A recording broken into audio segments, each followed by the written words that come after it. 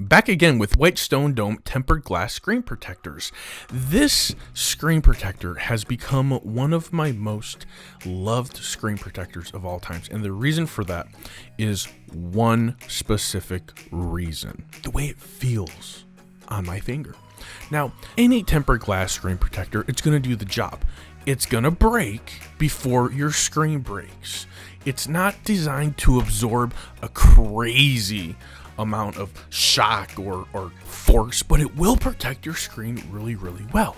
And I've always had great success with these and leave them on all of my devices. This is kind of a removal and an install all at the same time. Let me explain. The tempered glass screen protector on this phone I bought when I picked up my phone at Apple on launch day. I didn't want to walk out of there without some sort of protection on it. The reason for that is I was going camping for a whole weekend with this device brand new right out the box, and I did not want to walk out without some sort of protection on my phone. So I got it on there, and look at the problem that we have had. You can see it's already started to bubble on the edge. Let me get closer and show you guys. Can you see the discoloration on the edge there? It's because it bubbled.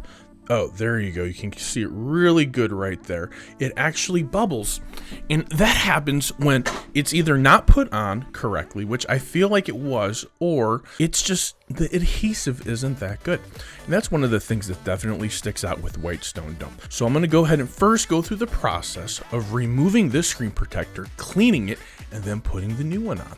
So hang around because we're about to have some fun. After you put a few Whitestone Dome screen protectors on, you kind of got the hang of it. The instructions don't really change that much. They've added a couple new little steps, some enhancements, some features that I think is making the install process better.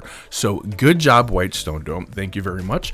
And I'm going to go ahead and start off by getting my itty bitty little tiny knife. And I'm just going to press underneath the screen protector ever so slightly and just lift it up. And you guys can kind of see how that just really easily comes up with very little effort. And I'm just trying to raise it off the glass without touching my actual glass with the knife. Mission success. So this is going to the side, most likely going into the trash. Now let's empty out and see the contents. Right from the beginning, we have our glue. We have the bridge or something of the sort. I can't remember what this is called. No, this isn't the bridge. This is something else. There's so many parts. We've got our installs, which we will look at our install guide. We got all of our little swabs and little cottons and sticky pads and everything. And we've got our tray. We actually have the screen protector there. And now here is the little bridge, and here is the speaker cover. We have a few more speakers than we normally have on a regular phone, so I think that's why they've given us multiple protectors there. So let's almost forgot. And we have our beautiful, very intuitive light that turns off all by itself. So thank you, Whitestone Dome. So let's just take a quick look and make sure these instructions haven't changed at all over the years. Or should I say over the months? Easy peasy. Step one, you've got to clean your screen. You've got to align the speaker and the connector correctly, ever so gently. You've got to cover your speakers with the little tape. You got to put the absorption pads in, and then you have to put the tray on top and align the bridge. So that's all step one, which can be a little overwhelming if this is your first time. This is not our first time, so we know what we're doing here. Next, we have our glue, our glass, and then we'll need this, and then we will have to cook it. So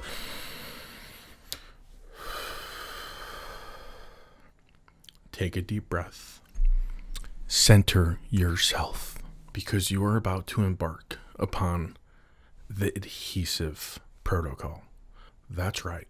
We're about to put adhesive onto our beautiful OLED screen of our iPhone 11 Pro Max. Then we're going to take the screen protector and we're going to put it on it, and we're going to let it sit on there, and the adhesive is just going to beautifully spread everywhere. And then the next thing that happens is we're going to cook it. Here it is. Okay, so we've got steps. Step two, So we'll pull this off once we get there. That's where the adhesive goes. Are you guys ready for this?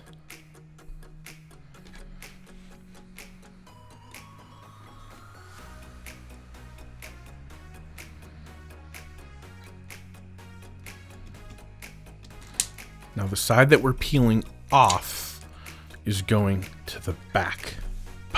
Right on there. This is the cutout. This is the notch, right? The Apple notch. So that's how you know where this goes. This has to be lined up with your notch. Remember this. And you just let this sit.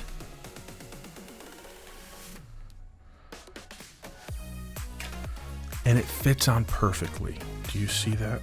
Couple little bubbles there. We'll get those out.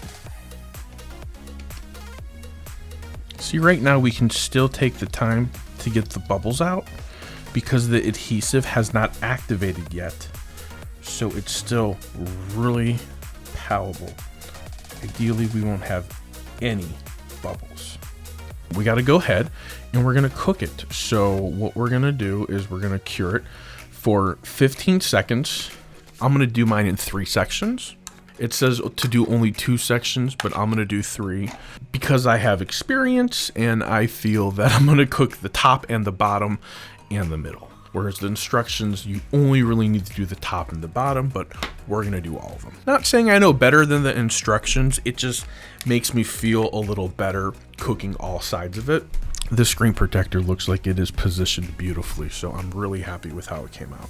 Set timer for 25 seconds. All right, 25 seconds. Starting now.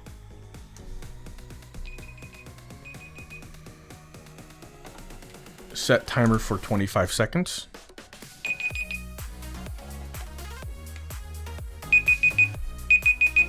Now, a moment ago, I was able to take the screen and literally move it around the whole entire phone with no problem. It was moving, it was slipping and sliding. I was able to get all the bubbles out, all that stuff. But now it is adhesive, adhered, glued. It's stuck on. It's stuck on pretty good is what it is. Now, they did give us plenty of alcohol swabs, plenty of little terry cloths, but I always keep a couple extra swabs with me whenever I do this. Not that I need them, but always just in case. Mind you, I still have a whole unopened glue that if I screwed this up, I could take the screen protector off, I could clean it with the alcohol swab, wipe it off, and try to do it a second time. So they actually give me enough supplies to do this twice. Just make sure you don't crack or break the actual glass yourself. So let's go ahead and pop this off. Let's take a look and let's see what it looks like. Now you can use this alcohol to clean the edges. If you have any excess glue that may have gotten on, you can use it to get it off. I definitely suggest you check all your buttons right away. You move all of them to make sure that they still work and that no glue seeped through. Now this thing is solid. It is on there. Look at that. It looks absolutely beautiful. No blemishes, no problems, no gook on the side. Phone's working.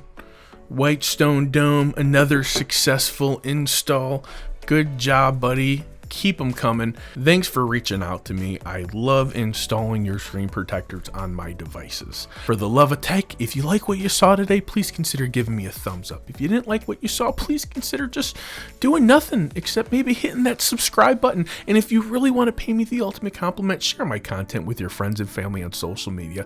Till next time, namaste.